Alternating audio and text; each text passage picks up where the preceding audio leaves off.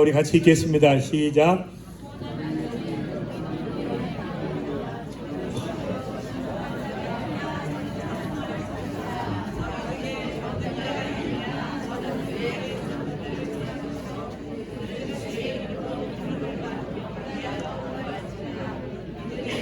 믿음의 기도는 병든 자를 구원하리니 주께서 저를 일으키시리라. 혹시 죄를 범하였을지라도 사하심을 얻으리라. 이러므로 너희 죄를 서로 구하며 병 낫기를 위하여 서로 기도하라.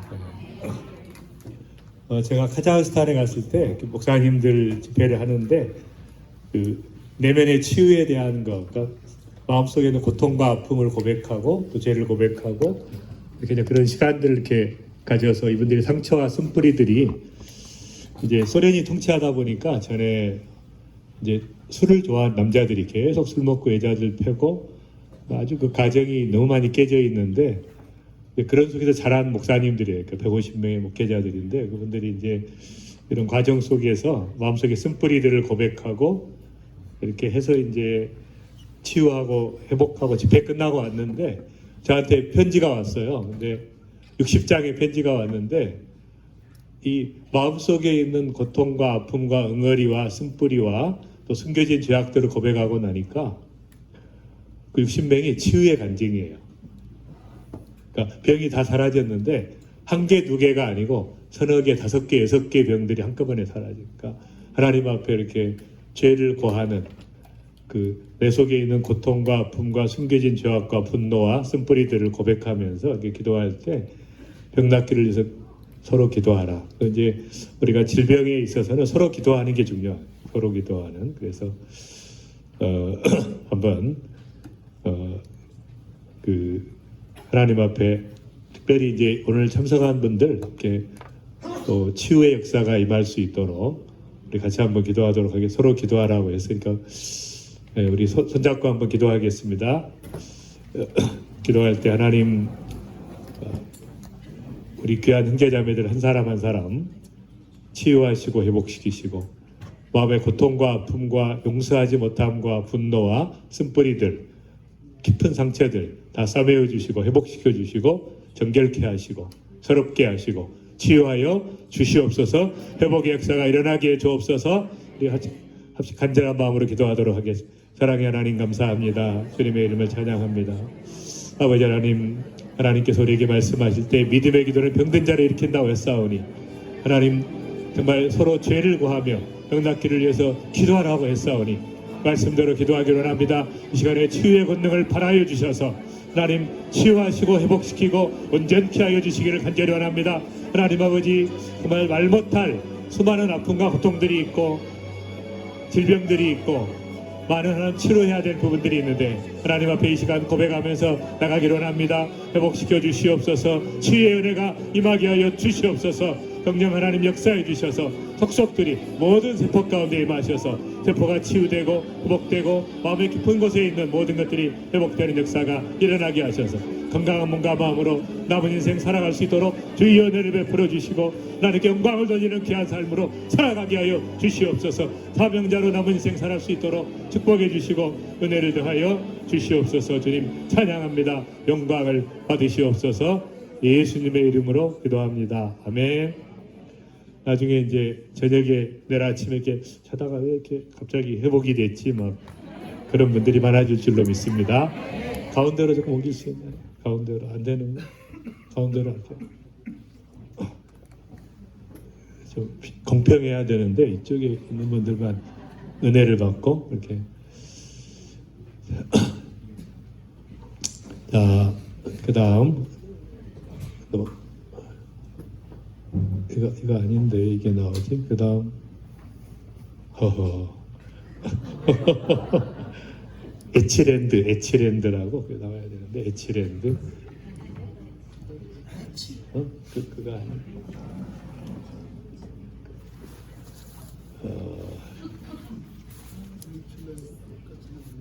한참 가야 되는데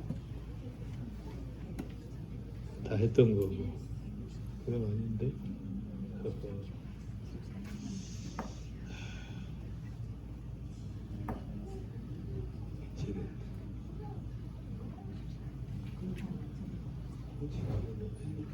체험들 쳤는데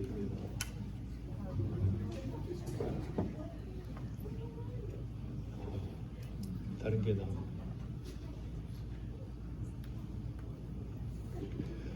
우리 과학자 우리 공학 박사이신 우리 예체련들을 쳤는데 다른 게 나와졌고 대형 사고가 발생해가지고 대형 사고. 오늘 하루 제일 감사했던 거 나누도록 하겠습니다. 옆분들한테 처음 뵙겠습니다. 인사하고 처음 뵙겠습니다. 반갑습니다. 오늘 하루 제일 감사했던 거, 너무 감사했던 거 하나씩 나누고.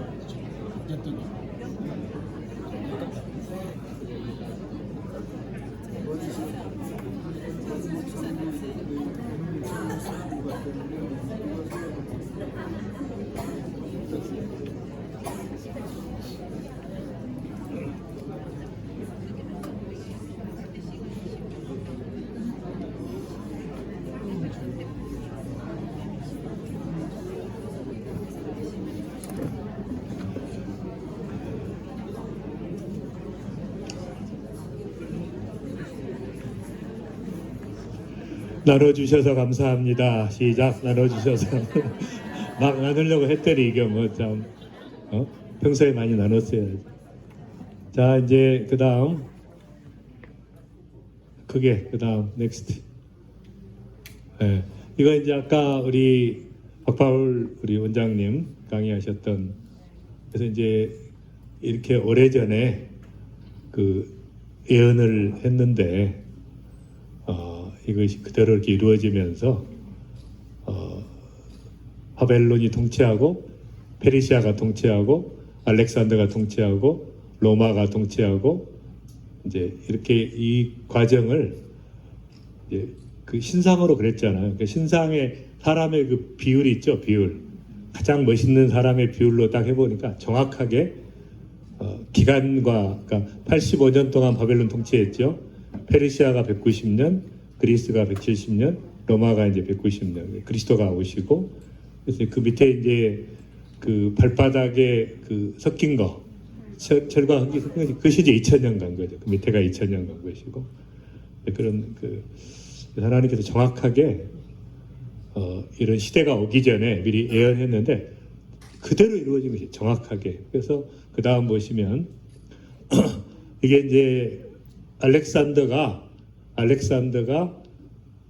예루살렘을 들어갔는데 무혈 입성을 했어요. 문을 열어가지고 딱 갔을 때 대제사장이 성경에 당신의 시대가 온다, 알렉산더 시대가 온다는 것을 성경에 정확하게 이야기하고 있는, 알렉산더가 놀란 거죠. 저기가 당신은 그냥 온 게 아니라 하나님께서 이렇게 예정된 가운데 당신의 시대가 왔다, 그 얘기를 해준 거예요. 올해 수백 년 전에 예언된 대로 당신이 왔다네, 알렉산더 시대가. 그 이야기하고 얼마나 놀랬겠어요, 알렉산더가. 그 다음 제가 이제 종말론 때문에 조금 이걸 좀 한번 포럼을 제가 한 적이 있는데, 우리 목소리가 제일 우리 한번 읽어보시죠. 들어보고 아니면은 바꿀 테니까. 통합 종말론 확립해 제리. 아니, 경상도 액센트가 들어가셔서. 아니, 거기 쉬었다는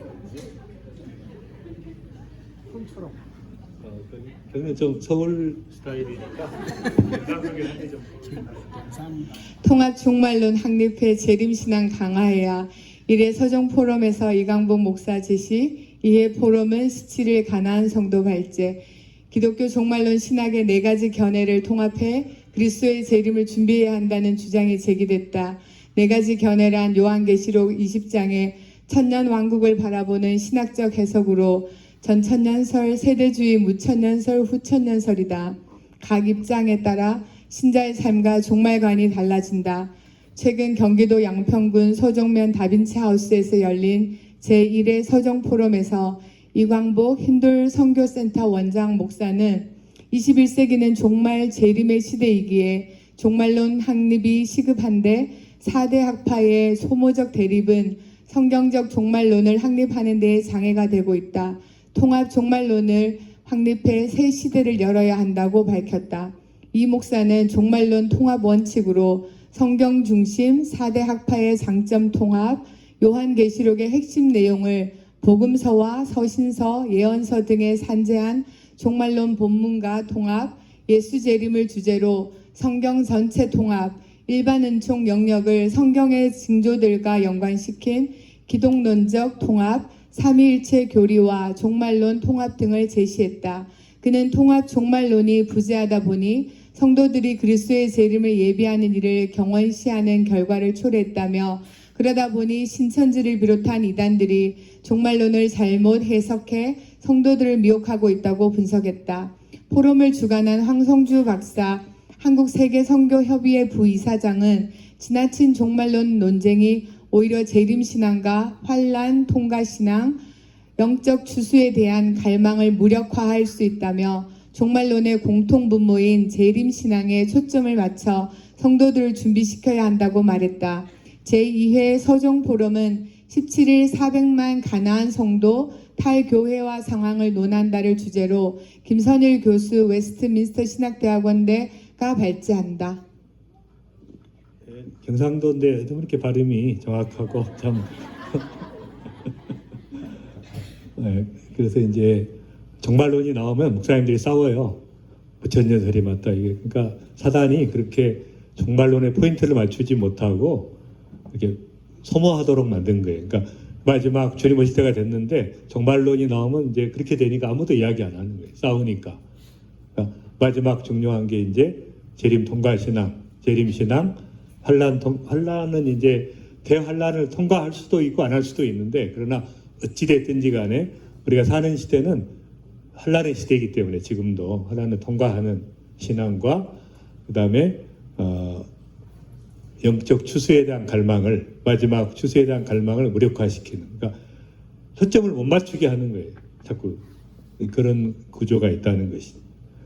그다음 그래서 이 종말론은 이제 저는 건강한 종말론이 중요하다. 어두운 종말론이 아니고 왜냐하면 이제 모든 성도들의 가장 큰 외침과 바람이 살아있는 성도들은 지금도 제가 만나면 주님 오십니다. 그러면 아멘 다 갈망하고 있는 거예요. 주님 오시기를. 어쨌든 이제 뭔가 끝내야 되잖아요. 끝낼 때가 다가왔는데 이대로는 안 되는데 끝날 때가 왔는데 바로 그분이 오시옵소서. 그러니까 이것이 마음속으로 고백되지 않는 그 믿음은 제가 볼 때 아직 멀었어요. 이 열망이 없으면 가짜 믿음이에요. 가짜 믿음. 너무 만족하고 있다는 현실에 이 땅에서 좀 더 잘 살아보려고 하고 또 그런 식의 너무 안타까운 거죠. 그다음 그래서 이제 우리가 죽음에 대한 것을 생각을 바꿔야 됩니다. 아 믿는 사람은 죽음이 심판이에요. 근데 믿는 사람은 뭐예요? 믿는 사람은 죽음이 축제죠. 축제. 주님 만나는 시간. 그러니까 가장 우리가 사랑하는 분을 너무너무 만나고 싶은데 바로 그분이 오시고 그분을 만나는 것이 당연한 거죠. 그러니까 그분이 안 오시기를 바라는 것은 가짜 신앙이라는 건 누가 봐도 알죠. 진짜냐 아니냐. 정말 그분을 기다리고 있냐 내가 간절하게 열망이 있는가. 그러니까 우리 그리스도인들은 가장 은혜 받는 게 죽을 때예요. 딱 죽어보면 압니다. 딱 죽으면 가장 그 은혜의 바닷속에 뛰어드는 거예요. 너무너무 사랑하는 그분을 만나고 축제의 삶으로 들어가고 영원한 천국이 기다리는 엄청난 그러니까 그 소망이 없기 때문에 사람들이 그 판교에 이렇게 있다 보면 얼마나 술을 많이 마시는지 제가 전체가 다 술집이에요. 우리 주변에. 근데 밤 12시까지 꽉꽉 차요. 모든 술집에. 그래서 우리 카페로지도 좀 바꿀까 지금 그러는데 그래서 제가 지시를 했어요. 우리 카페로지는 무알코올 맥주를 팔아라. 무알코올. 그러니까 크리스찬들이 먹을 수 있는 그런 알코올 없는 맥주를 팔. 한 잔 하고 싶은데 술을 못 받고. 그러니까 거기 가서 그냥. 근데 아직도 순종을 안 하고 있으니까. 그래서 우리가 이 땅에서 정말 처음 예수 믿을 때는 샘물과 같은 그 시냇물과 같은 은혜를 받다가 지금쯤이면 강물 같은 은혜를 받다가 마지막 죽을 때는 은혜의 바닷속에 뛰어드는 어마어마한 은혜를 말할 수 없는 은혜를 받으니까 그러니까 우리는 그 사모해야 돼. 사모해야 되는데 세상 사람처럼 누가 죽었다 그러면 그러면 안 돼요. 이렇게 아이고 빨리 가셨네. 그럼 그분은 얼마나 기뻐하는데. 그러니까 제가 이렇게 우리 뭐 국가 조찬 기도에 뭐 이런 유명한 분들 이렇게 많이 이렇게 그런 카톡에 들어가 있는데 누가 돌아가셨다 그러면 막 너무 슬픈 어조가 다들 이렇게. 내가 한마디 하죠. 천국 입성을 축하드립니다. 아니 그게 사실인데 그분은 너무 좋아하고 있는데 뭘 여기서 그냥 난리를 치냐고. 장례식도 안 하는 게 좋아요. 그분이 가 있는데 뭐하게 장례식을 해 이 땅에서. 그거 기뻐하고 있는데 그 비성경적이지 사실은.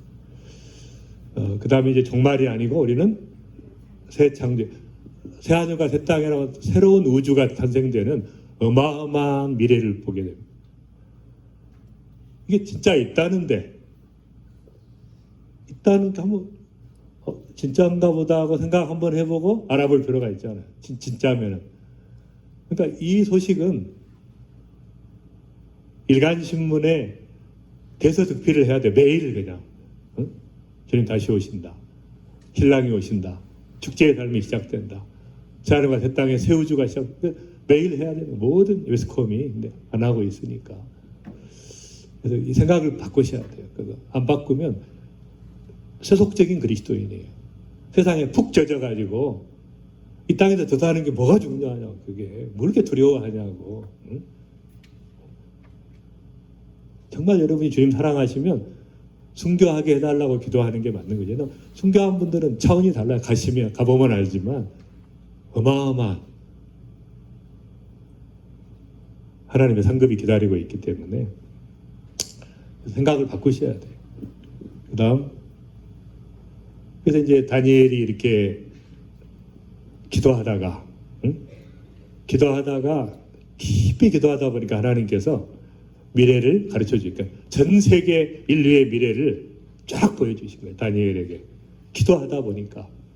왜냐하면 70년 후에 끝난다. 이 포로 생활이 끝난다. 돌아간다는 말씀이 에레미야서에 있기 때문에 다니엘이 그걸 묵상하다가 그걸 위해서 기도하고 있는데 하나님께서 더 큰 비밀을 가르쳐 주세요. 인류 역사의 끝을 보여주신 거예요. 그게 이제 그 다음 다니엘서 9장 24절이죠. 이른 이래로 정해서 역사를 정했는데 7이래와 62이래가 있고 1이래가 있다. 그 다음에 이것을 이제 도표로 그리면 이렇게 되는 거예요. 7이래와 62이래가 있다가 그 예루살렘 성을 회복하라고 하는 제거나라 아닥사스다 왕의 칙령이 내린 후에 71회, 62일에 곱하기 이제 7을 하면 돼요. 그 다음에 마지막 한 예례가 남아 있어요. 그러면 중간에 어떻게 됐냐? 이 교회 시대는 싹 뺀 거예요. 이방인들이 돌아오는 것은 계산을 안 한 거예요. 그것은 이방인 시대이기 때문에 유대인들이 다시 돌아오는 게 바로 이 7년. 유대인들이 쓰임받기 시작하는 게 7년이 마지막 7년이에요. 7년 환란의 기간에. 그러니까 그때로 바로 연결되는 거예요. 그러니까 2000년을 빼면 정확하게 맞아요. 일정이 정확하게 맞는 거예요. 그러니까 이 교회 시대를 뺐기 때문에 계산하기가 어렵지만 이 교회 시대를 더하면 정확하게 되는 거예요. 지금의 상태가 되는 거예요. 그래서 이제 마지막 우리가 말하는 7년 환란이라고 이야기하는 근데 이것도 다 알 수가 있어요. 언제부터 시작되는가? 적그리스도가 유대인들과 언약을 맺고 적그리스도가 유대인들과 언약을 맺고 예루살렘에서 성전을 지어줄게. 성전을 새로 지어줄게. 그게 그런 발표가 나면 딱 시작이에요. 7년 환란의 시작이. 누구든지 알 수 있어요. 그리스도인들은 알 수가 있어요. 그 다음에 이제 3년 반 중간에 이 언약을 파기하고 자기가 하나님이라고 적그리스도가 선포하고 성전에 앉게 됩니다.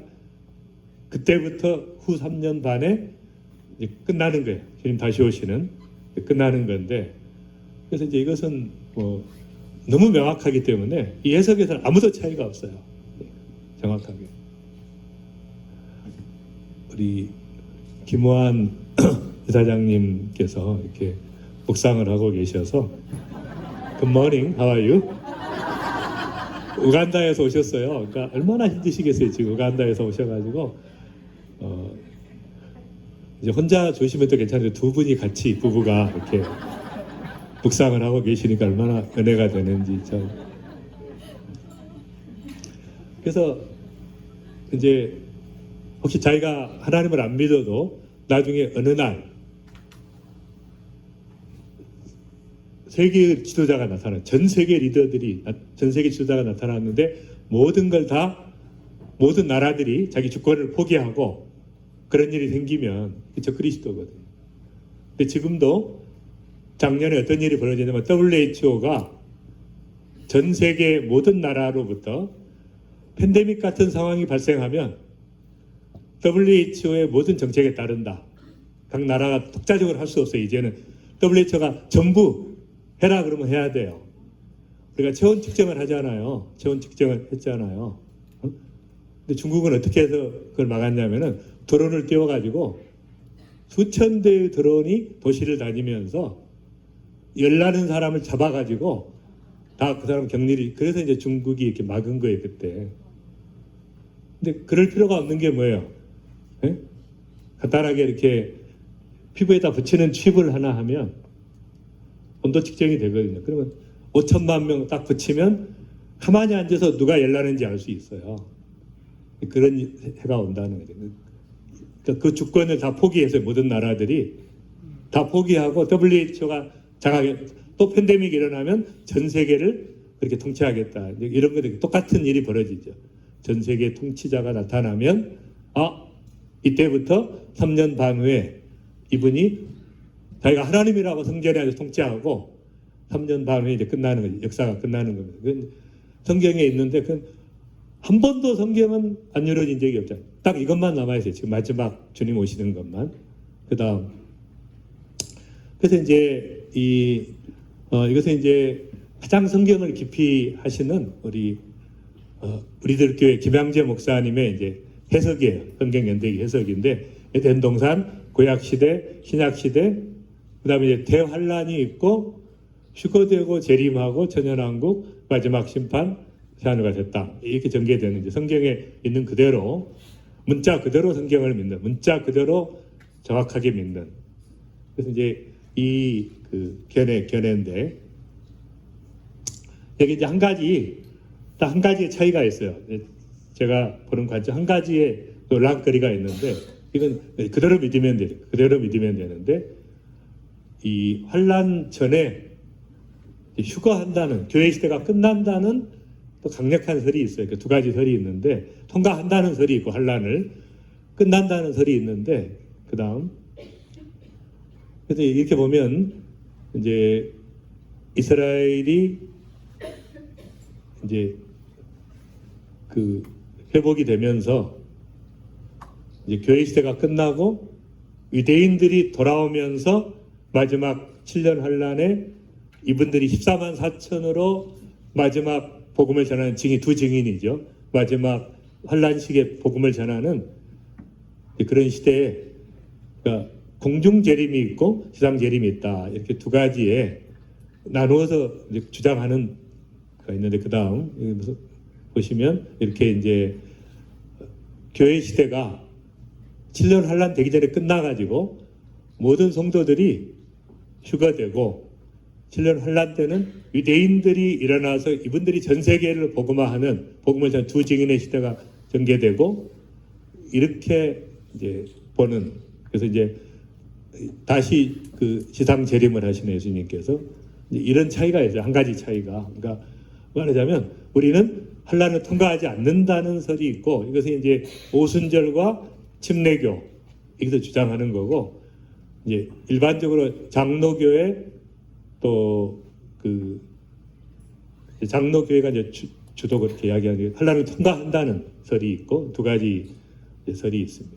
그래서 이건 이제 중요한 것은 아니고 어찌됐든지 간에 어떤 것이 옳든지 간에 그때 가보면 아니까 근데 이제 저는 염려되는 게 환란을 통과할 때는 주님이 다시 오신다는 사인을 다 알 수가 누구나 알 수 있어요. 근데 문제는 뭐냐면 환란 전에 휴거가 있다면 이것은 도둑같이 도적같이 오시니까 아무도 예측하지 못할 때 오시기 때문에 다 휴거되기 때문에 그러니까 휴거가 일어나잖아요. 그러면 적어도 제가 볼 때는 몇억 명의 그리스도인들이 올라가기 때문에 전 세계가 깜짝 놀라죠.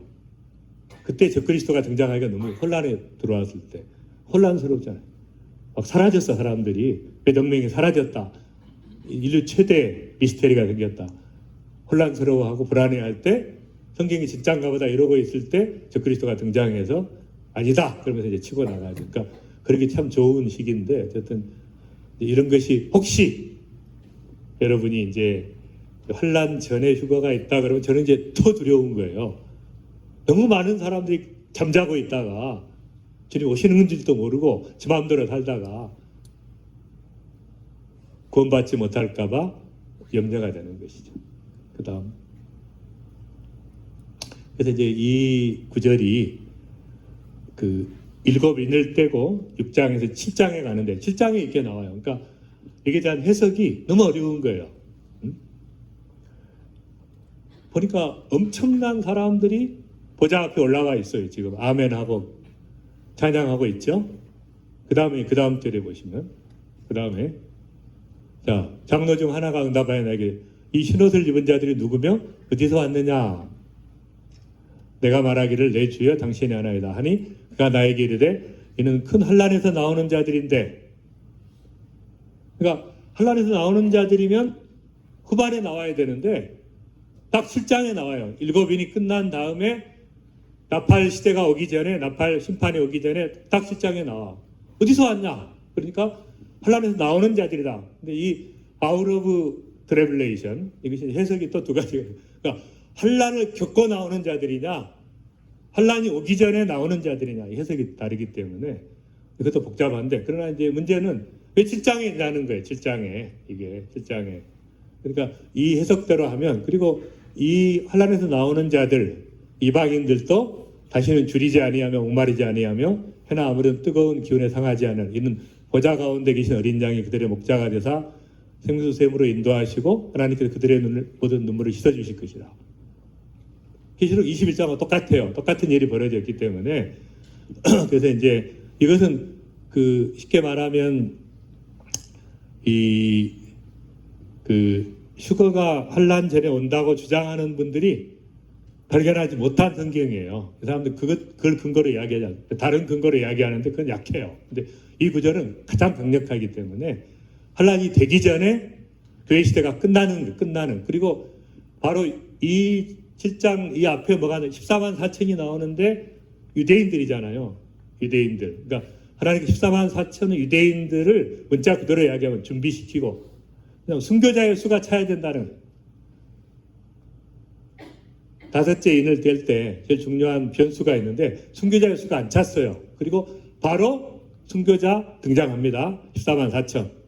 그리고 교회 시대 끝나고 14만 4천이 활동하면서 복음을 전하는 나머지 세계에 이제 복음을 전하는 이제 그렇게 해석할 수 있기 때문에 지금까지 전통적인 해석은 전부 다 7년 하나 통과한다 이거였는데 이제 아닐 수도 있는데 그 중요한 것은 아니고 가보면 아니까. 다만 그 가능성에서 제가 더 두려운 것은 휴거가 환란 전에 있다고 하면 뭐 내일이라도 딱 휴거 현상이 일어날 수 있기 때문에 갑자기 오시기 때문에 사인 없이 이게 이제 문제라는 것이. 그래서 이제 빨리 복음을 전해야 되는 절박성이 있습니다. 저는 그렇습니다. 개인적으로. 그 다음 넘어가고 이제 공동체에 대해서 제가 이야기를 조금 하고 어제 이제 우리 유랑열 감독님이 사실은 폭탄 같은 거 준비했는데 간증을 안 하시고 하니까 제가 간증 좀 하라 그랬어요. 그래서 이제 오늘 밤에 다시 불렀어요. 제가 미디어에 대한 아주 미디어의 임팩트에 대해서 미디어가 얼마나 강력한 임팩트를 가지고 얼마나 많은 애들을 정말 이 시대에 영향력을 미치고 있는 그 이제 좀 하기 위해서 오셨는데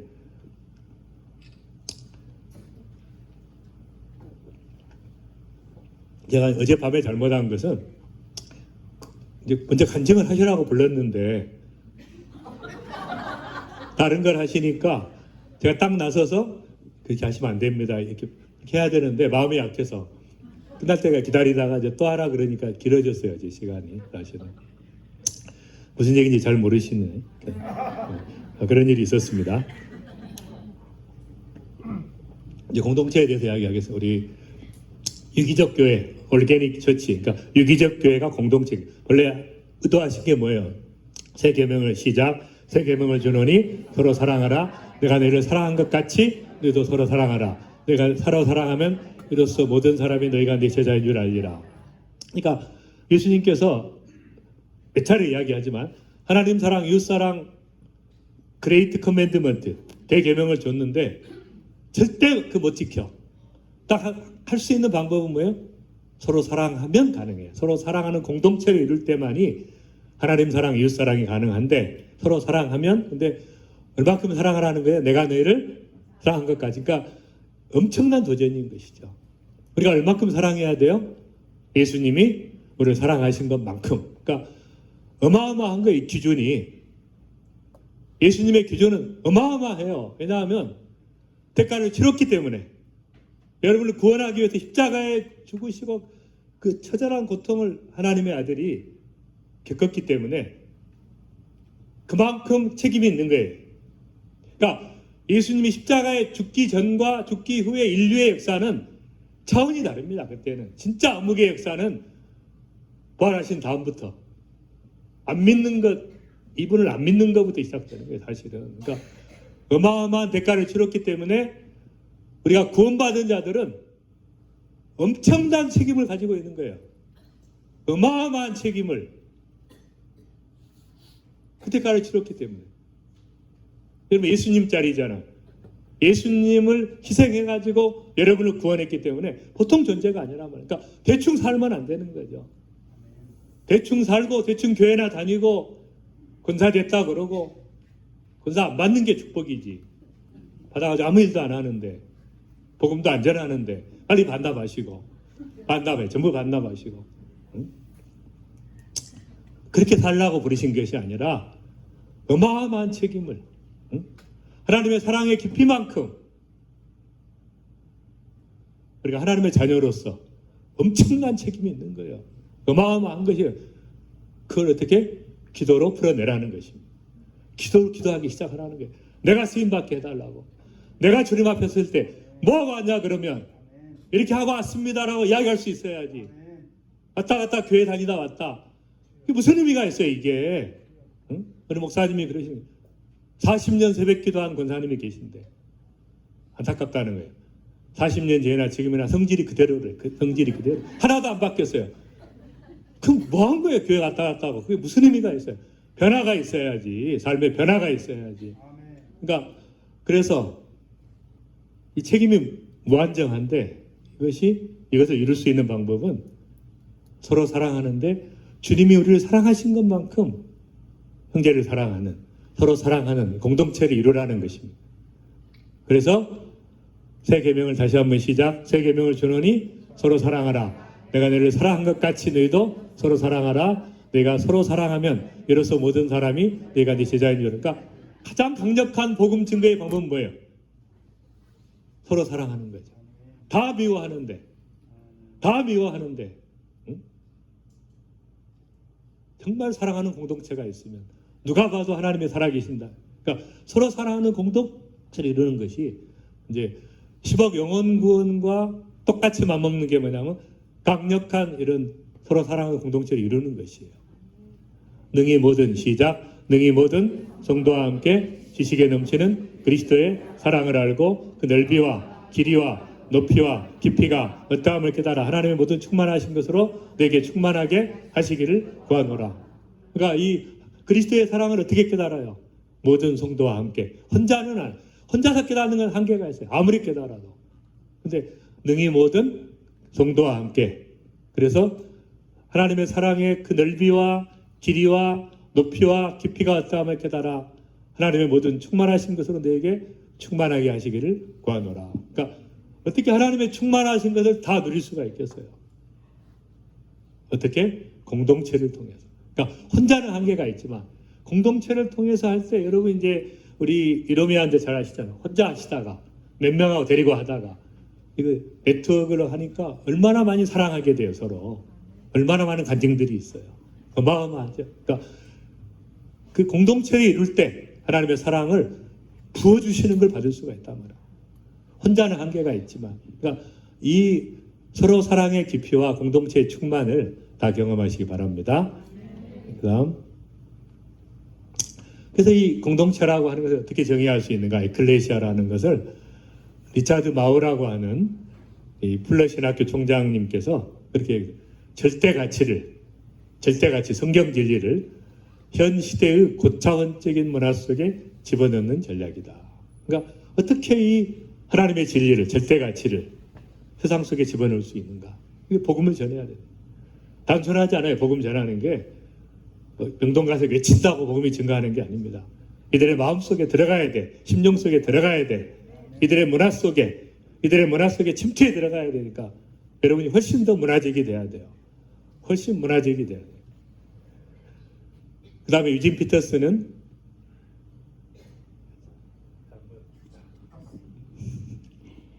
믿음의 공동체는 죽음의 나라에 세워진 하늘나라의 식민지, 모든 사역은 거칠고 외로운 빈들에 서 있는 사람들과 함께 하늘로 연관된 사다리를 찾는 과정, 그 사다리 꼭대기에서 살짝 열린 하늘나라를 조금 맛보고 기뻐하며 춤추는 것. 정말 이 죽음의 나라에, 죽음의 세상 가운데 천국을 보여주는 것이죠. 하늘나라를 보여주는, 여러분의 사명은 보여주는 것이에요. 그 기쁨을 맛보는. 어쨌든 저는 이제 여기서 생활하면서 제가 3년 동안 해외 나가면서 들어오면 여기 힐링스테이에 아마누드라고 생활을 했는데, 생활하면서 너무 기쁜 게 정말 천국이 따로 없구나. 이 말기암 환자들, 뇌에 전이 되고 막 온몸에 전이 된 분들이 매일 모여서 그렇게 기뻐하고 감사하고 찬양하고 즐거워하고 매일 하루 종일 웃어요. 이분들이 모여서 웃고 감사하고. 그러니까 딱 천국의 맛을 못 본 거예요. 진짜 이곳이 천국이구나. 물론 이제 회복되신 분들도 있고 또 진행되지 않아서 감사하고 특별한 곳이니까 이곳이. 그래서 이 공동체를 형성하는 것입니다. 그 다음 넘어가고 쭉쭉쭉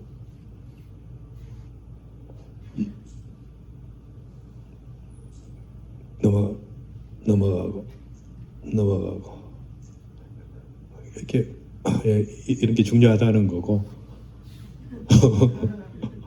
그래서 이제 제가 이렇게 회고를 해보니까 국제 사랑의 봉사단으로 시작해서 사랑의 병원을 시작해서 이름으로 왔는데 뭐 했냐 보니까 이제 아직 내가 넘기지 마라 그랬는데,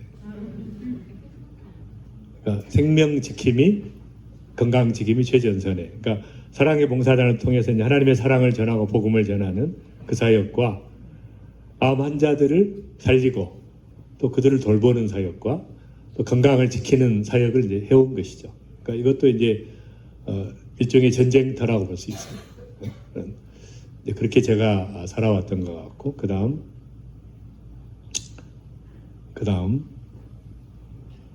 근데 이제 제가 말씀드린 대로 빌리언스홀 하비스트 운동을 하다 보니까 너무 고통받는 사람들이 너무 굶주리는 사람들이 많으니까 아프리카 같은 데 가니까 너무 안타까운 거예요. 왜냐하면 이분들이 그런 대로 잘 살고 있었는데 서양 사람들이 와가지고, 제가 콩고를 갔었잖아요. 콩고 딱 갔는데 너무 고통스러운 거예요. 그 현장이 너무 굶주리는 사람이 많아요. 너무 고통스러운데 이 나라가 그런 데로 살고 있었는데 벨기에가 통치하면서 레오폴드 2세라는 왕이 통치하면서 말 안 듣는다고 10,000,000명을 죽였어요. 10,000,000명을 죽이고 또 고무나무 채취하는데 채취 양을 못 해가지고 팔과 다리를 다 잘랐습니다. 수백만 명 팔과 다리. 그러니까 이렇게 통치를 해가지고 얼마나 많은 사람 고통을 당하는. 그리고 이제 독립이 됐는데 또 독재자가 나타나가지고 400만 명 죽었어요. 70년 동안 독립 위에 내전이 지금도 싸우고 있고 너무너무 처절한 당인데, 그러니까 이게 제가 보니까 딱 강도 만난 이웃이야. 강도를 만났어요. 서구 열강들이 참여를 해야 돼요. 정말 얼마나 참여를 해야 돼요. 이들 돌봐야 된다는 거예요. 그래서 안 되겠다. 빌리언 소울 하비스트와 빌리언 소울 캐리 같이 하자고 딱 마음 먹고 이제 그 전선에 나서는 거예요. 그다음 그래서 그레이트 커맨드, 위대한 계명. 시작. 내 마음을 다하며 목숨을 다하며 힘을 다하며 뜻을 다하며 주님 하나님을 사랑하고 또한 내 이웃을 내 몸과 같이 사랑하라. 그러니까 all your heart, all your soul, all your strength, all your mind. 그러니까 전심으로. 그러니까 나의 모든 그 힘뿐만 아니라 온 마음으로 또 의지로 나의 지성으로 주님을 사랑하라는 거예요.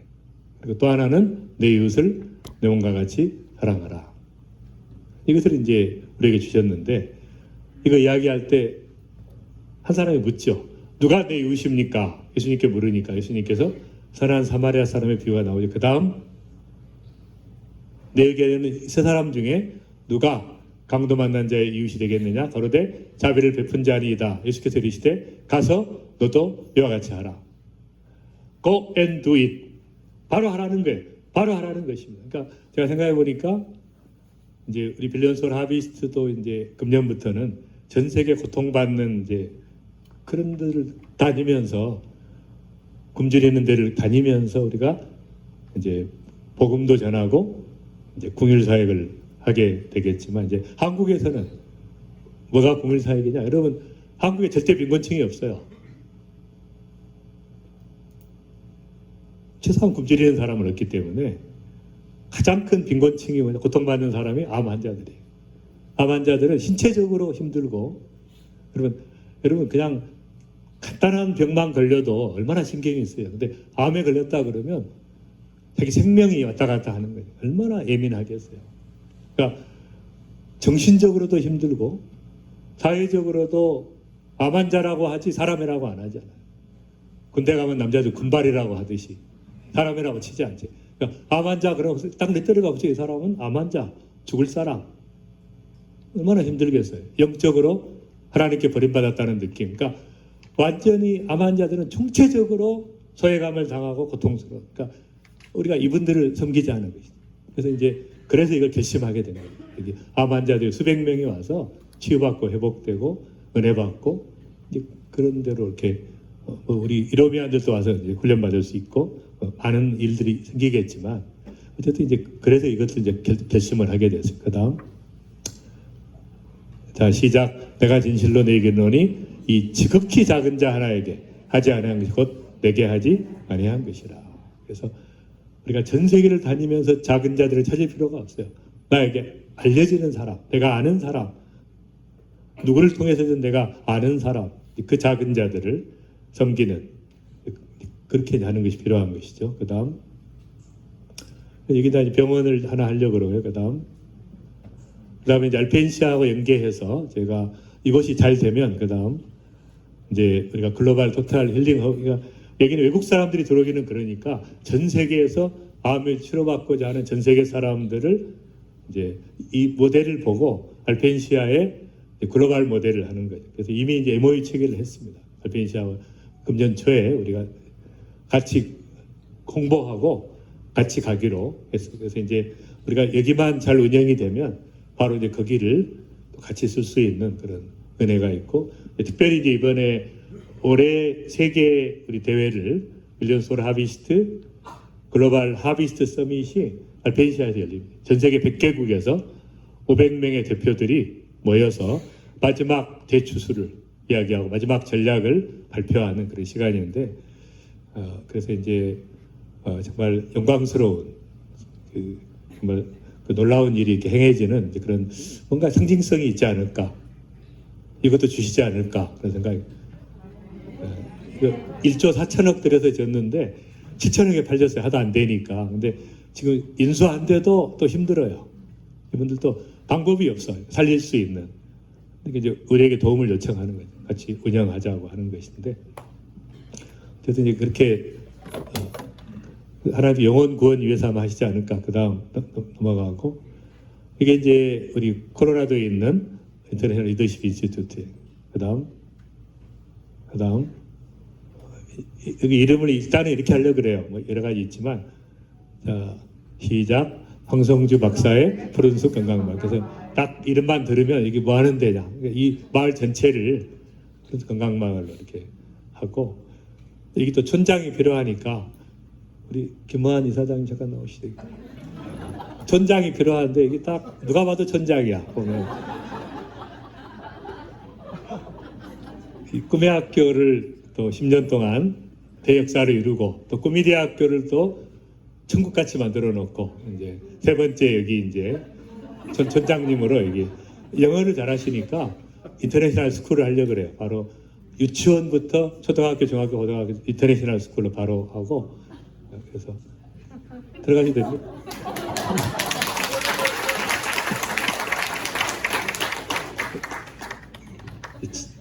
어쨌든 넘어갑시다. 전부 넘어가고 복잡합니다. 이거 뭐. 그래서 이제 이렇게 힐링 커뮤니티를 시작을 했고, 그다음 하비스트 이제 하면서 이제 우리가 현장에서 예배를 드리고, 하나님께서 이제 딱 보고 계시잖아요. 그러니까 그 전에 병원에 온 환자들이 이렇게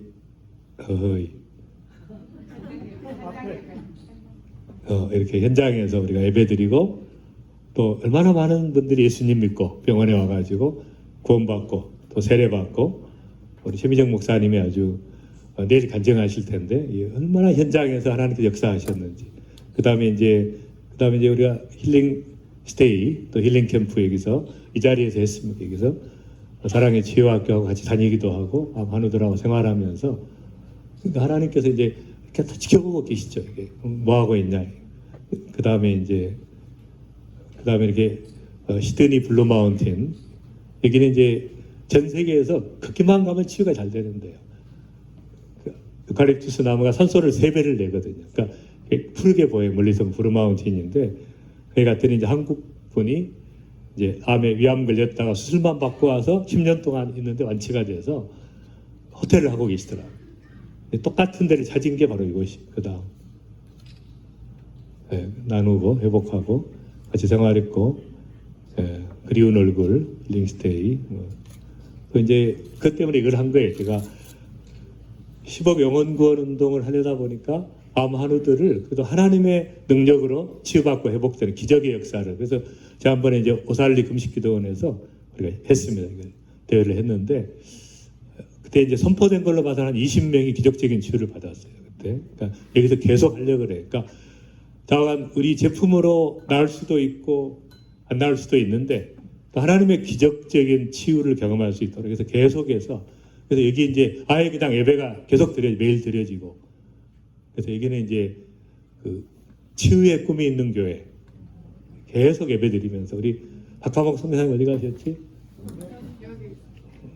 여기 잠깐 일어나죠. 여기 그 치유의 꿈이 있는 교회 그 목사님이시 여기 앉으시고, 이거 한우들 중심으로 여기서 예배드리는 이제, 그래서 어쨌든 이제 그런 회복의 역사가 일어나.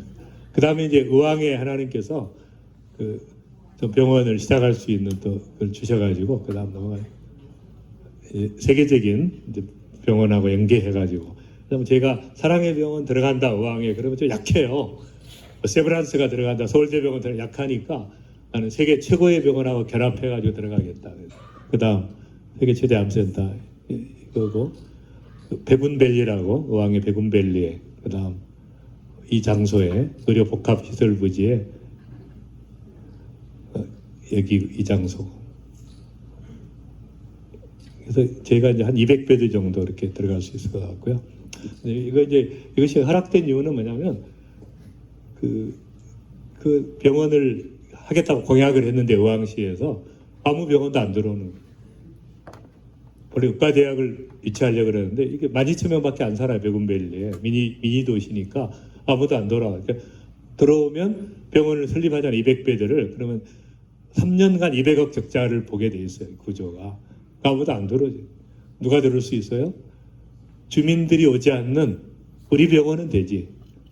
암환자들이 오니까 멀리서. 그러니까 우리 병원만 가능해요. 그래서 저희 병원에 들어가게 됐고 1200평 땅 주고 앞에 주차장 400평 주고 그다음에 이제 800억이 들어가는데 건축에 그중에 한 400억 지금 이제 많이 하면 한 700억까지 지원받을 수 있어요. 우리 돈은 하나 거의 안 들어갑니다. 그래서 이제 그 딱 지어지면 이제 그 가치가 2,300억 정도 된다 그래요. 하나님께서 그저 주신 거니까 감사함으로 받고 하나님 뜻이 아니면 그냥 필요 없다. 제가 그래서 이거 30년 후에 우리 기부할게 의왕시에 우리 뭐 욕심 없다 우리는 그렇게 하고 있는데 뭐 안 되면 좋고 신경 쓰기 싫어서 지금 10억 영원 구원해야 돼 연대 신경 쓰기 싫어 안 되면 좋고 되면 또 좋고 이래도 좋고 저래도 좋고 뭐 감사한 네, 그다음 이런 일도 있다는 희한한 일이 일어난 그다음 계속 빨리빨리 넘어가요. 왜 이렇게 똑같은 게 자꾸 나오냐 넘어가고 공동체라고 나올 텐데 쭉 들어가서 공동체 같은 게 자꾸 나와. 이것도 했고 이거 다 했는데 그다음 그것도 넘어갑시다. 그것도 복잡하니까 이것도 아침에 했는데 했고 지금 했고 방금 했고 아까 했고 그다음 넘어가고 그다음에 넘어가고 이거 이제 아침에 했고 이것도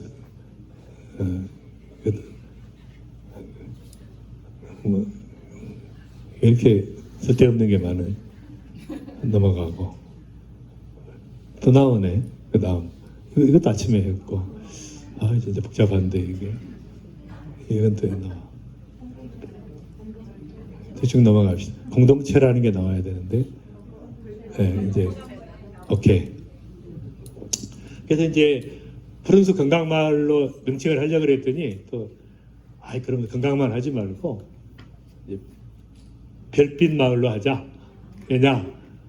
지혜 있는 자는 시작. 지혜 있는 자는 궁창의 빛과 같이 빛날 것이요 많은 사람 어른들로 돌아오게 한 자는 별과 같이 영원토록 비추리라. 이게 영원 구원하는 데니까 별빛 공동체로 하자. 이렇게 또 하는 주장하는 분이 있어서 아주 그냥 가만히 있으면 좋은데 아주 힘들어요. 이렇게.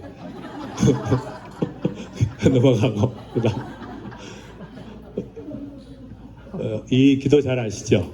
시작.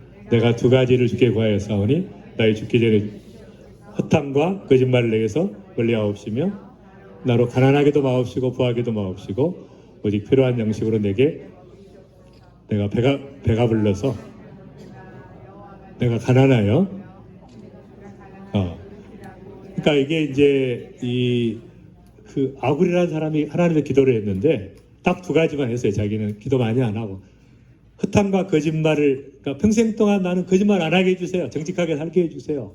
두 번째 기도는 가난하게도 마옵시고 부하게도 마옵시고 정말 주님과 더불어 사는 기도를 이렇게 했는데 그래서 이제 이 기도가 우리에게 필요한 거예요. 공동체라는 것은 그 다음 그래서 이제 이거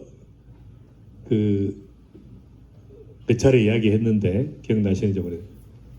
복지자산이 있고요. 생계자산이 있어요. 그러니까 생계자산은 반드시 필요하지 않아요.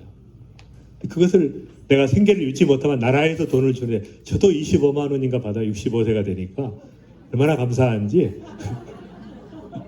20만 원인가 25만 원인가 받아. 장애인들은 80만 원 받습니다.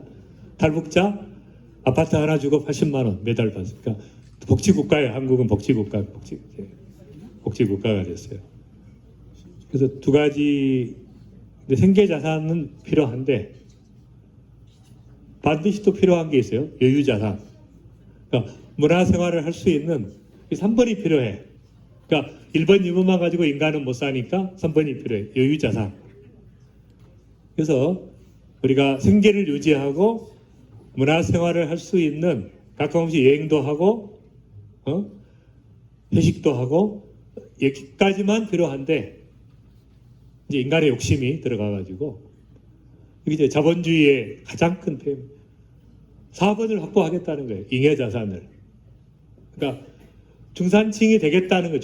중산층이 여유 자산까지만 가진 중산층이 아니라 은행에 예금해 놓고 내가 쓸 수 있는 돈을 확보하겠다는 것이 여러분의 꿈이잖아요.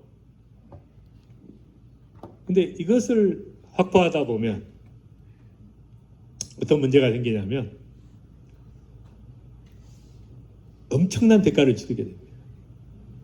나에게 필요한 것만 구할 때는 문제가 없어요. 근데 나에게 필요 없는 것까지 확보해가지고 어떤 일이 있어도 나는 안전하게 세상이 다 망해도 그런 돈을 확보하겠다. 그때부터 그런 욕심이 생길 때부터 문제가 생겨요.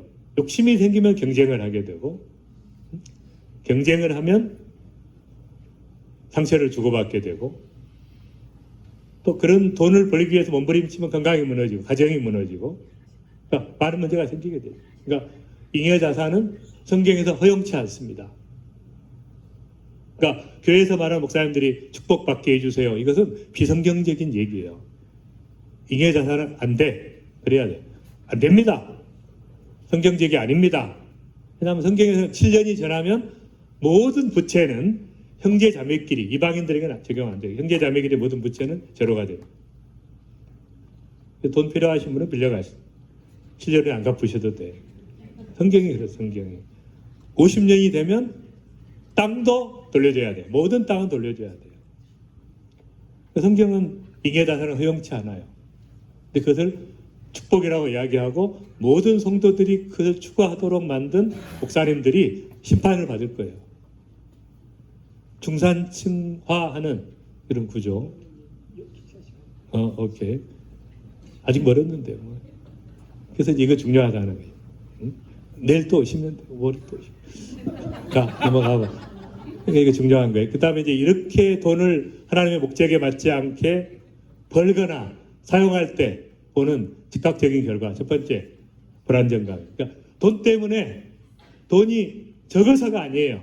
돈이 생길 때부터 불안정감, 소유를 중심으로 삶의 기초를 쌓았어요. 두려움, 돈이 생기면 두려워.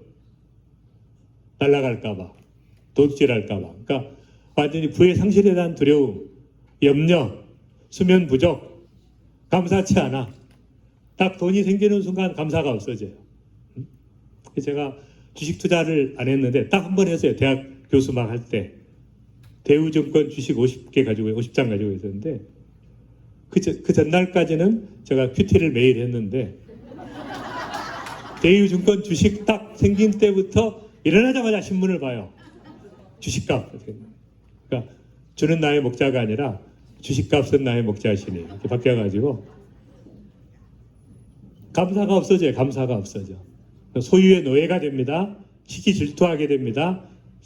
쓴뿌리가 생겨요. 망상을 가지게 돼요. 이런 식으로. 그래서 이런 그 재정적 집착에 의해서 얼마나 삶이 망가지는데 그걸 가지려고 몸부림을 정확해요. 하나님의 말씀은 정확하기 때문에 안 된다는 거예요. 그 다음. 그래서 이제 신자유주의라는 지금 이제 이데올로기를 지배하는 신자유주의라고 해요. 자유주의에다가 이제 신자가 더 붙였죠. 최근에. 자, 한번 읽겠습니다. 자유주의, 신자유주의 자체가 악한 것은 아니다. 불확실성이 증가하는 세계에서 통제되지 않는 욕망이 생계자산, 여유자산을 넘어 잉여자산, 상징자산을 무한대로 추구하여 일상을 파괴하는 현상이 증폭되고 계급관계를 공고하게 만든다는데 문제가 신자유주의의 계급은 부채인간을 탄생시켰다. 그래서 사회 구성원 모두를 채권 채무 관계로 환원시켜 공동체를 파괴하는 강력한 기제이다. 그래서 이런 그 구조가 부채 자산, 부채 인간을 만드니까 전부 다 지금 젊은이들은 다 부채 속에 살아요. 아파트 다 내야 되죠. 몰개지 내야 되죠. 자동차 다 할부로 사니까 완전히 자기 게 아니에요. 전부 노예로 살아. 그냥 갚아야 돼. 미국도 마찬가지예요. 미국은 딱 3개월 지나잖아요. 실직자가. 그럼 바로 집에 차압 들어오고 자동차 차압 들어오고. 미국은 빌릴 수도 없어요. 한국은 빌려주잖아. 미국은 부모 자식 간에도 빌려주는 게 없습니다. 바로 홈리스예요. 딱 회사 부도나면 바로 홈리스입니다. 한국은 그래도 좀 나아. 어쨌든 이렇게 부채인간을 양성. 그 다음 그래서 부채인간이라는 것에 대해서 이야기하신 분이 이제 그 니체요. 니체는 나쁜 사람이 아닙니다. 어마어마한 하나님을 향한 탐구자였는데 마지막 돌파를 못했어요.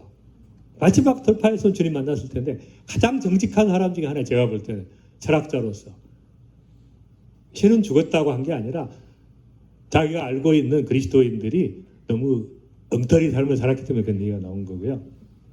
근데 이 사람이 도덕의 전제인 죄는 빚, 부채라는 물질적 개념을 피해자, 가해자, 채권자, 채무자, 폭력, 고통, 호의비스 모두 같은 관계로 성립된다. 죄값을 치른다는 것은 그 빚을 갚는다는 말이다. 채무자는 죄인이다. 사회적 관계가 항상 비대칭을 가진다면 그래도 권력관계, 부채관계가 생겨나고 그래서 노예의식, 죄책감, 양심의 가책, 질병으로 나타난다. 그렇다면 이것은 피할 수 없는 성격이 되고 기존 경제학과 정치학은 분석할 수 없는 관점입니다. 단지 돈이 많다고 해서 주임으로 군림할 수 있는 것은 아닙니다. 타인에게 부채를 만들어줘야 노예를 만들 수 있는데 그러려면 타인이 돈을 필요로 하게 만들어야 돼요. 그러니까 전 국민이 돈을 필요로 하게 만들어 쓸데없는 계속해서 홍보하고 막 광고하면서 다 돈을 빌리게 하고 다 물건 사게 만들어가지고 다 부채인가 만들어. 이 전략이죠. 이게 무서운 전략이에요. 이게 아까 말한 글로벌 체제, 전 세계가 지금은 그 권력이 아니고 적그리스도가 출현하기 전에는 돈이 주인이에요. 돈의 노예가 되도록 만든 것이죠. 그다음 그러다 보니까 그다음 공동체의 중요한 기능은 부채를 상쇄시키는 것이다. 우리는 공동체를 세우고 공동체가 사람들을 돕는다. 우리의 의무는 도움을 준 타인에 대한 것이 아니라 공동체에 대한 것이어야 한다. 그리고 공동체가 집단적 성격을 가지고 인격성을 가지고 약자를 다시 도와야 한다. 그래서 오른손이 하는 일을 왼손이 모르게 하라는 주님의 말씀은 현대에서는 공동체를 통한 도움으로 해석돼야 된다. 우리는 이기주의, 재성과 탐심을 다스릴 수 있는 것은 서로의 존재, 곧 공동체뿐이다. 까미의 말대로 우리의 비극은 사랑받지 못하는 것이 아니라 사랑하지 못하는 것이다. 때로는 부모 자식의 관계도 서로 채무적 부담을 준다. 가정은 공공성보다는 개별적 인격성이 절대적으로 필요한 관계이기 때문이다. 하지만 채무 관계는 언제나 비극적이다. 부모는 내가 아이를 낳아놓고 남들만큼 못 해준다는 부채의식을 갖는다. 그리고 다시 내가 너를 어떻게 키웠는데 하면서 채권자가 되려고 한다. 그래서 효를 강조하는 전통 유교 사회는 자식을 영원한 채무자로 만든다. 채무 계급이 없는 유일한 공동체를 의도하신 것이 가족인데 이상하게 우리는 여기서도 부채인간입니다. 그러니까 자식들한테 그런 거 하지 마세요. 내가 너를 어떻게 키웠는데 얼마나 이게 힘들게 하는지 몰라. 응? 여러분 자녀를 키운 게 축복이잖아요. 얼마나 많은 은혜예요. 자녀가 존재한다는 게. 그런 식으로 해석하면 안 되는 거예요. 그래서 그렇게 하면 안 되고 직장에서도 똑같은 생각을 가지죠. 직장 상사들은 항상 그렇게 생각해요. 야, 이렇게 내가 배려를 하고 자르지 않고 이렇게 하고 있는데 역할도 못한다고 생각을 하고 계속 너는 빚을 갚아라. 또 밑에 사람들은 내가 이렇게 열심히 하는데 왜 나를 월급을 안 올려주고 승진을 안 시키는가. 계속 그렇게 서로 그런 관계를 갖는 거예요. 이게 공동체가 아닌 것이죠. 그 다음 근데 이제 우정의 공동체는 주님은 우리를 직구라고 부른다. 우정은 상대에 맞는 존중과 인정을 충분히 해주는 것이다. 모든 관계 중에 계급이 작동하지 않는 유일한 관계가 친구이다. 계급은 상대에 의해 자기가 정의되는 관계다. 종이 있어야 주인이 있다. 따라서 주인은 종이라는 타자에 종속된다. 종속은 서로의 인정을 필요로 하는 것이다. 우리가 인정 욕구로 볼 때 최대한 자유로울 수 있는 것은 진정한 친구가. 그러니까 친구일 때만 부채가 없어요. 아주 편한 것이죠. 그러니까 부부관계도 친구관계가 되면 편해요. 채권 채무관계가 되면 안 돼. 서로. 그래서 친구란 어떤 범주에 거하는 존재다. 같이 따라서 시간과 공간을 공유한다. 목적 지향성이 점령한 곳에서는 우정이 태어나기 어렵다. 우정의 집단, 채무관계가 탕감받는 집단, 무의식이 공유되는 집단, 집단 지성으로 불확실성을 함께 살아가는 집단, 각자의 개성과 고유성이 인정되면서도 공통의 가치를 추구하는 집단이 공동체다. 굉장히 중요한 거예요. 별로 반응이 없는 것 같아 넘어가겠. 이제 정의는 그냥 남을 도와주는 거예요. 도와주면 어떻게 돼요? 인격적 불평등성이 되면서 부채인간이 생기는 거니까 남을 그냥 도와주면 안 돼. 그 사람을 빚쟁이로 만드는 거예요. 정신적으로 노예로 만드는 거예요. 그러니까 자식을 절대 도와주면 안 돼. 큰일 나는 거예요. 자, 자녀들이 부모가 나를 도울 수 있다고 생각하는 그때부터 노력 안 합니다. 그냥 노숙 해야 돼. 노숙. 국물도 없다. 어? 나는 다 기부할 거야. 하나님께. 너 네 힘으로 살아. 그래야 그때부터 정신 차리지. 조금이라도 그 힌트를 주면 안 돼요. 그런 거 있으면 본인이나 먹고 열심히 사세요. 잘 먹고 잘 사고 여행하시고 차라리. 복지는 국가에서 하는데 비인격적 평등성이죠. 공공성이. 그 문제는 뭐냐. 이것은 당연한 걸로 생각해. 채무의식이 없어요. 당연한 걸로 생각해. 노력 안 해. 그러니까 문제가 되는 것이죠. 이게. 시스템적으로 증여를 해야 되고 안식년, 신년 정신에 의해서 해야 돼요. 그 다음에 이제 우정은 평등한 인간의 결합이고 공동체를 이룰 수 있는 게 우정이에요. 그러니까 우정의 공동체가 돼야 돼. 부담 없는 공동체, 우정의 공동체, 채무 관계가 없는 공동체. 가정도 그렇게 돼야 돼요. 모든 관계가 이렇게 돼야 돼요. 넘어가고. 그래서 이제 이런 공동체가 이제 생겼는데 뭐냐면 통합적 주거 공동체. 가정과 교회와 학교와 직장과 선교를 결합한 제가 잘 아는 우리 최기창 박사라는 이렇게 딱 이게 교회예요. 교회이고 같이 살아요. 이게 다 학교 안 보냅니다. 다 부모들이 가르쳐요. 이상적인 공동체. 그다음에 이제 경주의 작은 공동체인데 울산 외곽에 아파트를 해가지고 다 오라 그랬더니 6가정이 시작해가지고 90명의 공동체가 됐어요 지금. 그다음에 이분들이 이제 카페도 하고 교회도 하고 다 모여서 같이 사니까 그다음 이렇게 이제 식당도 하고 카페도 하고 그다음 그래서 이제 그 처음에 아주 입주 비용이 저렴하죠. 왜냐하면 아파트가 하도 분양이 안 되니까 전세 3천만 원이고 15평은 보증금 1,000만 원에 올라 5만 5천. 오래전이니까 이제 그러겠죠. 그러니까 아주 저렴하게 누구나 쉽게 들어올 수 있게 하고 수입을 한 통장에 관리하고 공유경제, 자동차 같은 거 뭐 각자 하나씩 가질 필요 뭐가 있어요. 필요할 때 쓰면 되지. 그다음에 주거, 사역, 직장은 이제 카페, 목공, 인테리어 같은 거 이제 하니까 같이 하게 되고 선교, 교육, 문화를 통합하고 그다음에 스쿨 하죠. 빌리지 스쿨 하죠. 텃밭 가꾸죠. 목공 기술학교, 비즈니스 스쿨, 또 카페, 식당 운영하고 새로운 창업과 노동 아이디어가 창출하는. 그러니까 땅이 생기면 꿈이 생겨요.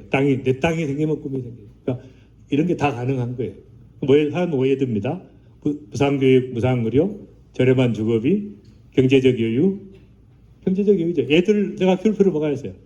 학교에 보내면 그 학교 안에서 너무너무 즐겁게 애들끼리 사는데 각 가정에서 키우려니까 힘들지. 애들끼리 보면 천국이에요. 우리 꿈의 학교 오면 애들이 집에 안 가려고 그래. 방학 때. 너무 좋으니까. 뭐하게 부모들이 키워요. 부모 키울 수 있는 수준이 안 됩니다. 지금은. 부모들 내가 왜 모셔? 다 모셔놓고 같이 살면 너무너무 행복해하네. 여기 들어오면 다 이제 부모님들 따로 살고 너무너무 즐겁게 노인 공동체에서 아이들은 아이들끼리 학교가 부모는 시간 여유가 있잖아요. 시간 여유, 경제적 여유, 돈 들어갈 일이 없어. 자존감이 생깁니다. 꿈이 생겨요. 애들 출산하게 돼요. 왜 놔도 되니까 다 키워주니까. 또 식당 다 무료잖아요. 다 최고 식사로 다 무료로 해줘. 꿈의 학교 평균 4명 납니다. 교사들이 평균 4명이에요. 남은 그냥 학교에 알아서 하잖아요. 마음껏 뛰놀고 자연 속에서. 식사 무료, 식사 해줄 필요 없지. 교육, 꿈의 학교 들어가야지. 응? 주거, 주지. 뭐 그냥 월급 받으면 그냥 저축이나 하지. 그런 식이 되니까 출산하게 돼. 입양 몇 명이라도 할 수 있어. 입양할 수 있지. 부모님 내가 모실 필요 없어. 너무 행복하게 같이 공동으로 모시고. 이게 공동체의 의미예요. 그러니까 이 공동체를 상실한 게 문제라는 거예요. 근데 이제 땅이 생겨야 공동체가 가능하니까 이게 이제 가능하게 됐다는 것이죠. 그다음 이런 근데 그 공동체를 옮기면 그냥 그 선교예요. 그러니까 같이 생활하다가 공동체가 이동하면 너무너무 재밌는 인생을 그 땅에서 사는 거예요. 그 나라에서. 그러면 강력한 선교 공동체가 되는 거예요. 예배 같이 드리고 사역하고 교육하고 의료 전부 같이. 그 다음 가정과 직장과 교회가 제일 문제는 뭐예요? 너무 머니까 개인, 직장, 교회 간격이 너무 벌어져 있으면 개인은 막대한 거래 비용을 치르면서 소진되니까 출퇴근하는데 2시간 애들 학교 보내고 나오고 막 다 인생 소모되잖아요. 근데 이거 이렇게 떨어져 있어요. 그 다음에 이거 하나가 되면 그 다음 이렇게 하나가 되면 어떻게 돼요? 밀도가 증가하고 영향력 증대, 거래 비용 감소, 공간의 확장. 딱 세 개를 하나로 묶어버리는 거예요. 그 다음 이렇게 도시에서도 이런 공동체가 있어요. 이렇게 이런 꿈들을 제가 이제 기도해 왔는데 이게 생겼으니까 이건 뭐 55동에 184실이잖아요. 그러니까 184가정이 들어올 수 있고 애들은 애들대로 하고 뭐 이게 땅도 이렇게 뭐 필요한 거 지면 되고 자기는 도저히 이런 데서 못 살겠다 수준이 낮아서 그러면 땅 드릴 테니까 가서 지면 돼. 너무 좋은 뷰가 좋은 것 세계적 수준의 어쨌든 그래서 한번 기도하겠습니다. 사랑의 하나님 감사합니다. 공동체에 대한 꿈을 꾸고 기도해 왔는데 허락하시니 감사합니다. 혁명적인 사고의 전환이 이루어지게 하시고 정말 하나님께서 주신 한 번밖에 없는 인생을 너무 많은 시간을 자녀 교육에 주거 문제에 직장 문제에 허비하는 이런 비생산적인 삶이 아니라 공동체적 삶을 통해서 서로 사랑하는 강력한 주의 말씀대로 공동체를 통해서 문제들이 해결되면서 이 공동체가 전 세계로 확산되는 역사가 일어날 수 있도록 은혜를 베풀어 주옵소서. 예수님의 이름으로 기도합니다. 아멘.